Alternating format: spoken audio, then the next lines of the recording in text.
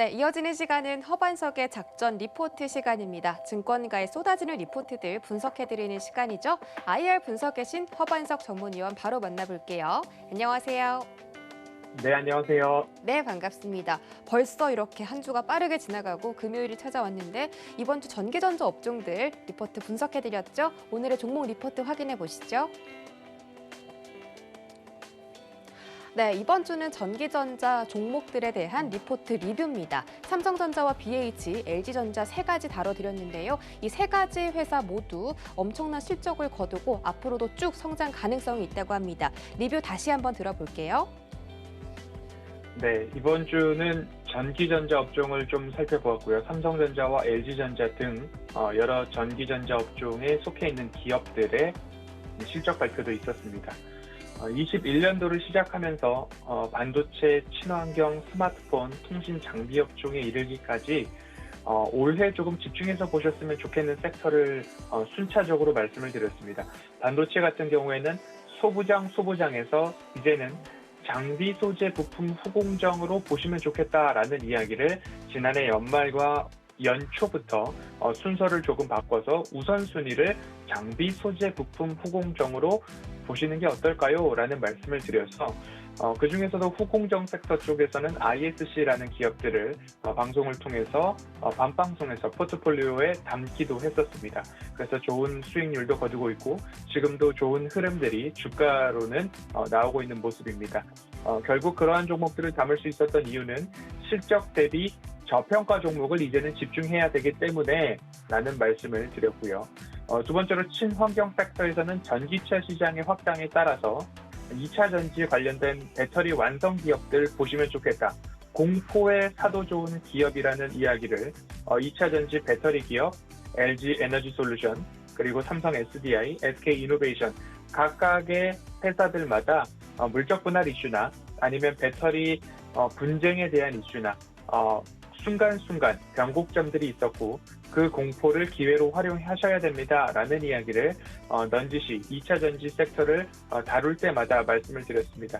이제는 관련된 하위 기업들, 양극재, 음극재, 분리막, 전해액, 그리고 첨가제, 그리고 이제는 다양한 벤더들까지도 2차 전지와 관련된 부분들, 순환적인 수급이 돌아오고 있기 때문에 그 부분들에서도 기회를 포착하실 수 있습니다. 라는 말씀 덧붙여드리고요. 스마트폰은 여전히 뜨겁습니다. OLED 섹터와 폴더블 폰 섹터, 그리고 스마트폰 관련된 부품 하위 기업들까지 자세하게 좀 살펴드렸고요. 그와 관련된 기업들 여전히 관심에 놓아두셔도 좋다. 다음 달에 갤럭시 폴더블 신규 모델이 출시되고요. 그리고 이어서 아이폰 13 시리즈까지도 출시가 예정이기 때문에 그러한 부분에 있어서 수혜를 받을 만한 기업들 아직까지 접근 가능한 범위 안에 있다라는 말씀 드리고 싶고요. 한미 정상회담을 통해서 통신 장비 업종에 대한 부분들 한 번 더 짚어드렸었습니다. 그 중에서도 삼성전자 서플라이 체인에 해당하는 기업들 좀 보시면 좋겠다라는 말씀 드렸으니까요. 전기전자 업종에서는 올해도 그렇고요. 내년도 그렇고 이 분야 안에서 아직까지 상승이 나오지 않은 기업들, 그럼에도 실적이 좋은 기업들 살펴보시면 좋겠다라는 말씀 다시 한번 반복해서 드리도록 하겠습니다. 전기전자 업종은 여전히 유망합니다. 그리고 선진 시장에서의 프리미엄 가전에 대한 수요도 여전히 좋기 때문에 삼성전자와 LG전자의 실적이 그를 반증해주는 모습이었습니다. 하반기 코로나19가 조금 완화되면서 생산 차질 이슈도 완화되기를 바라고 있는 모습이고요. 전장 부품, 자동차 쪽 관련된 부분들 여전히 유망합니다. OLED 섹터에서도 자동차향 OLED는 굉장히 유망한 시장으로 평가가 되고 있고요. LG전자뿐만 아니라 여타 전기전자와 관련된 기업들에서 이 전장 부품, 전기차 시대가 도래하는 만큼 자율주행까지도 여러 가지 모멘텀이 굉장히 많은 자동차 시장이다. 그래서 전장 부품 관련된 실적 모멘텀까지도 챙겨보셔야 됩니다라는 말씀 드리고 싶고요. 폴더블 폰이나 스마트폰 관련된 부분들, 부품 업체들 여전히 집중해서 보시자라는 말씀 드렸고요. 전기차는 삼성 SDI의 어마어마한 실적과 LG 화학, LG 에너지 솔루션의 깜짝 실적, 그리고 내년도부터 반등, 흑자 전환이 예상되는 SK 이노베이션까지 여전히 집중해 볼 필요가 있다라는 말씀 드리고 싶고요. 하반기에는 그럼 전장 부품 쪽을 보시는 게 굉장히 유망하다라는 말씀 반복해서 드리고 있고요. 백색 가전은 역시 LG 이런 이야기가 있기 때문에 목요일 어제 LG전자도 같이 살펴보았습니다. 폴더블 폰 부품 관련돼서는 내장인지 RF PCB 관련된 부분들로 조금 더 세분화해서 말씀을 드렸고요. RF PCB 관련해서는 수요일 종목으로 BH를 조금 말씀을 드렸습니다. 2차 전지 여전히 고성장을 이끌고 있기 때문에 주유소 포트폴리오 반방송에서도 삼성 SDI를 64만 원 이하에서 말씀을 드렸고 여전히 20%대 좋은 수익률을 이어가고 있기 때문에 어디까지 갈 것인가에 대한 부분들 함께 수익 극대화를 향해서 가시는 게 조금 더 나은 방향이 아닐까라는 말씀을 드리고 싶고요. 반도체 업황이 정점을 지나고 있는 국면이 아닌가라는 이야기들도 있습니다. 하반기 주가 상승이 제한적일 것이다라는 이야기도 있는데요. 디스플레이 LCD 패널 가격 하락, 피크를 찍었는가에 대한 부분들까지도 있습니다. 하지만 TV 관련된 OLED 반사수에도 있기 때문에 IT 관련해서는 연말까지 하락 전환은 없지 않을까라는 이야기들도 나오고 있습니다. 8월 출시될 폴더블 폰, 9월 출시가 예정인 아이폰 13 관련된 기업들의 실적 개선 모멘텀들도 여전히 있기 때문에 피크를 찍었다라기보다는 삼성전자 같은 경우에는 8월 15일 조금 시장이 주목하는 부분들이 있습니다. 총수 부재에 따라서 뭔가 대형 투자건에 대하거나 아니면 M&A에 대해서나 결정하지 못하고 있는 것들이 총수 부재가 원인이다라는 여론의 이야기들이 많이 나오고 있습니다. 그래서 그 이후 어떠한 결과가 나오고 어떠한 방향성이 제시가 될지 주목이 되고 있는 상황이기 때문에 그 부분까지도 조금 신경 써서 하나의 모멘텀 스케줄로 저장을 해 놓으시고 체크를 해보시면 좋을 것 같습니다. 그리고 나서도 여전히 5G 시장 뜨겁습니다. 2분기 실적 턴 어라운드가 확인되는 기업들 주목해서 보시면 좋을 것 같다라는 말씀을 드렸고요.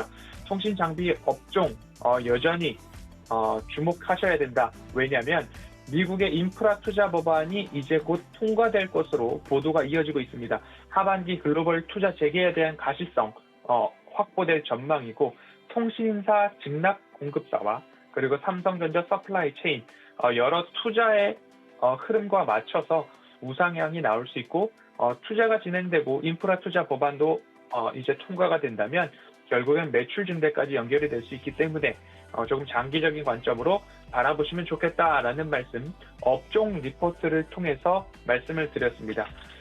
두 번째로는 그 삼성전자를 말씀을 드렸습니다.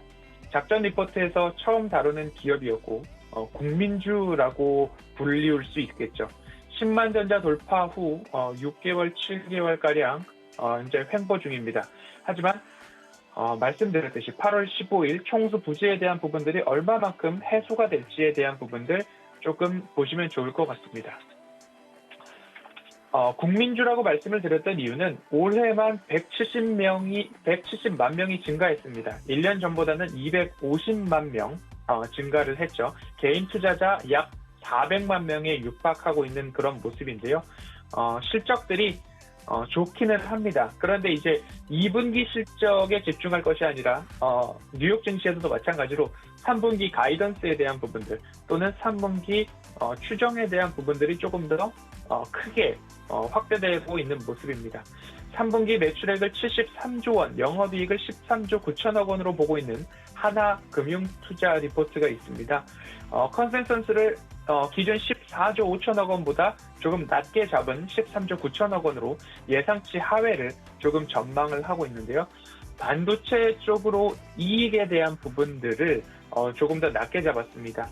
디램 재고가 많지 않기 때문에 3분기 반도체 영업이익을 9조 원까지 달성하기 확신할 수 없다라는 부분으로 8조 원으로 낮춰서 추정을 했기 때문에 3분기 영업이익에 대해서 하나금융투자는 조금 보수적으로 이야기를 하고 있고요. 하지만 키움증권 같은 경우에는 매출액 72조 원 그리고 영업이익 16조 3천억 원 하나금융투자는 13조 9천억 원, 약 14조 원인데요.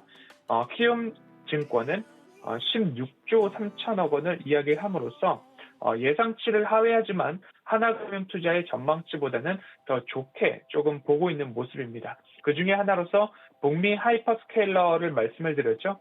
대용량 데이터 센터를 대규모 데이터 센터를 운용하는 구글이나 페이스북, 아마존 같은 경우인데 평균 수십에서 수백만 대에 달하는 서버를 갖춘 초대형 데이터 센터인데 구글, 페이스북, 알파벳, 아마존 등이 호실적을 이어갔을 경우에 호실적 달성으로 인해서 앞으로 클라우드나 서버 투자 여력이 발생이 된다면 이후 반도체 수요까지도 견인할 수 있다는 긍정적인 전망까지도 내보일 수 있을 것 같습니다. 이런 부분까지도 한번 감안을 한다면 앞으로 연말로 갈수록 디램의 가격 상승, 탄력을 받지 않을까에 대한 전망이 있었습니다. 그렇기 때문에 삼성전자도 마찬가지로 무조건 쉬어간다라기보다도 여러 가지 이슈들이 있습니다. 그 이슈에 맞춰서 하나하나 점검해 나가시면 이후에 주가를 조금 가늠하는데 가늠세가 되지 않을까라고 말씀을 드리고 싶고요.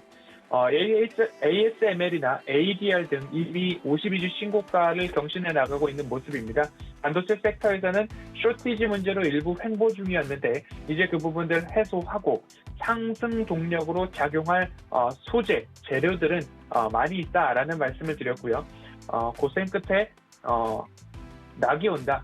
그리고 인내는 쓰고 열매는 달다라는 말씀을 위로 삼아서 삼성전자 주주분들께 좀 드렸는데요. 하나하나 체크해야 될 포인트들 조금 세밀하게 살펴보시면 언제쯤 주가 반등이 나올 수 있을까에 대한 부분들 너무 지루하지만 않게 기다려보시면 좋을 것 같습니다. 수요일은 작전 리포트라는 말씀을 드리면서 가능한 한 접근 가능한 기업들을 수요일 리포트로 좀 살펴보고 있는데요. 이번 주는 BH를 살펴보았습니다. RF PCB에 대한 부분이죠. OLED 패널과 주 기판을 연결하는 부품으로 보시면 좋을 것 같고요. 평균 가동률 비수기임에도 불구하고 75%가 넘는다라는 말씀을 드렸습니다. 이제 2분기 실적이 어떻게 나올지에 대한 부분이 관건인데 최근 목표 주가를 상향하는 보고서가 나왔습니다. 22,000원에서 27,000원으로 약 22%가량 상향 보고서가 나왔는데요. 그 보고서와 마찬가지로 어떻게 주가가 앞으로 이어갈지에 대한 부분들 상반기 부진을 털고 앞으로 우상향하겠다, 개선되는 사이클을 좀 보자라는 부분이었습니다. BH의 전략은 삼성 디스플레이 내 점유율 증가에 대한 부분들이 포인트겠죠.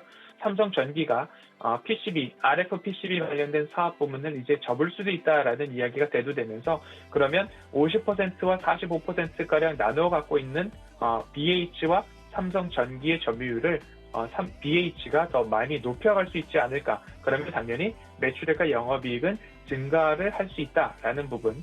그리고 어플리케이션 다양화를 통해서 태블릿이나 아니면 닌텐도 게임기 등에도 납품을 하고 있다라는 이야기 이어지고 있고요. 전기차 관련해서 FPCB 관련된 신규 투자가 결정이 되었기 때문에 미래 먹거리 준비도 해오고 있는 기업이다라고 설명을 드렸습니다. 북미 고객 사향 결국엔 아이폰 13 출시에 관련된 부분이고요. 삼성 디스플레이, 폴더블 폰 관련된 부분까지도 수혜가 전망되는 기업인 만큼 BH 지금도 접근이 가능하지 않을까라는 말씀에 추세 하단에서 접근해 보시자라는 말씀.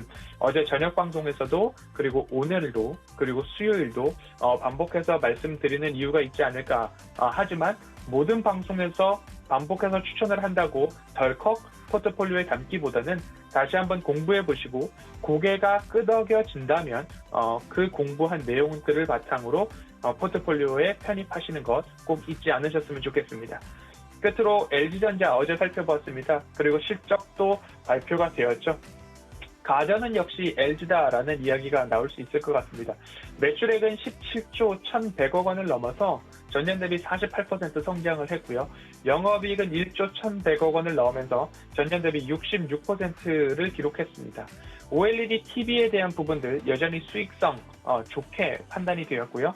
가전이 최대 매출을 이끌었지만 원자재 및 물류비 부담이 수익성을 조금 낮추는데 아쉬움으로 남았다라는 평가 이어가고 있고요. 자동차 부품에 대해서는 적자폭이 아직까지는 확대되고 있지만 거기에 대한 미래 먹거리로서는 더할 나위 없이 손색이 없다라는 평가 이어지고 있습니다. MC 사업부 중단 사업 손실과 함께 스마트폰 리스크 이제는 완전히 털어버린 그런 모습으로 이해를 해보시면 좋을 것 같고요. 3분기에 대한 전망치가 이제 속속 나오고 있고 주목이 되고 있습니다. 매출액 18조 1,600억 원 이야기가 나오고 있는데요. 전년 대비 18%, 직전 2분기 대비 6% 성장이 예상되고 있고요. 영업이익은 1조 1,500억 원, 전년 대비 7%, 2분기 대비 4% 성장이 전망되고 있습니다. 역기저죠. 펜트업 수요가 프리미엄 가전에도 있었지만 3분기에는 조금 더 역기저가 우려되는 상황이기는 하지만 가전에서 프리미엄 가전 그리고 OLED TV 수요 여전히 지속되고 있는 부분들 크게 매출액과 영업이익 지장받지 않을 것이다 라는 이야기가 2분기 실적 발표와 컨센서스 3분기에 대한 전체적인 평가였습니다. 이런 말씀을 좀 드렸습니다. 밸류에이션 평가를 어떻게 할 것인가 LG전자의 차트를 보면 굉장히 높아져 있는데 허반석의 작전 리포트에서는 그 부분들을 리레이팅 해야 된다라는 말씀을 드리면서 새로운 포트폴리오, 새로운 추세선을 그어드리기도 했습니다. 그 이유가 VS, Vehicle Solution, 전장 부품 중심으로 재편될 것이다 라는 말씀을 드렸고요. VX는 마그나를 중심으로 이어져 오고 있고 그리고 ZKW 헤드램프와 관련된 기업 인수함으로 인해서 앞으로 조금 더 저변을 확대해 나가는 모습입니다. 마그나와의 조인트 벤처 설립, 결국 이 부분이 미래 먹거리다라고 확실하게 조금 보여지고 있는 부분입니다. 자동차 부품 글로벌 3위 기업 마그나와의 합작 법인을 통해서 앞으로 유럽이나 중국, 수주, 매출 채널 확대할 전망이기 때문에 앞으로 여기에서 얼마만큼 실적이 잘 나오는지 보시면 좋을 것 같습니다. 끝으로 말씀드리기에는 이제 LG전자의 부분들을 어떻게 평가할 것인가. 매출의 50% 이상이 여전히 백팩 가전에서 나오고 있습니다. 그러면 피어 그룹으로서 비교를 할 때 월풀이나 일렉트로닉스와 함께 보셔야 될 것 같은데 LG전자의 PBR은 1.43, 22년도 실적을 반영하더라도 1.22배 정도입니다. 하지만 글로벌 업체 월풀과 일렉트로룩스의 PBR은 20년도 2.99배, 21년도 3.01배 수준입니다. 그러면 가전 기업으로 봤을 때 아직까지 상승 여력 30% 이상 남아있지 않은가에 대한 리포트를 말씀을 드렸고요. 여기에서 이제 VS, 전장 부품의 리레이팅이 반영된다면 더 좋은 PBR뿐만 아니라 PER까지도 한번 산정해 볼 수 있지 않을까 말씀을 드렸습니다. 이렇게 전기 전자 업종에서 말씀을 드렸는데요. 다시 한번 반복해서 말씀을 드립니다. 고개가 끄덕여지신다면 스스로 스터디해 보시고 포트폴리오에 담아도 늦지 않는다 말씀드리고 싶고요. 1, 2년 뒤를 돌아봤을 때 LG전자가 저평가였구나 라는 이야기가 나올 수 있도록 저도 꾸준히 업데이트를 하고 거기에 대한 이야기를 이어가도록 하겠습니다. 오늘 일주일 리뷰를 조금 빠르게 진행을 했습니다. 7월의 마지막 거래일인데요. 끝까지 성공 투자 기원하도록 하겠습니다. 오늘 여기까지 살펴보도록 하겠습니다.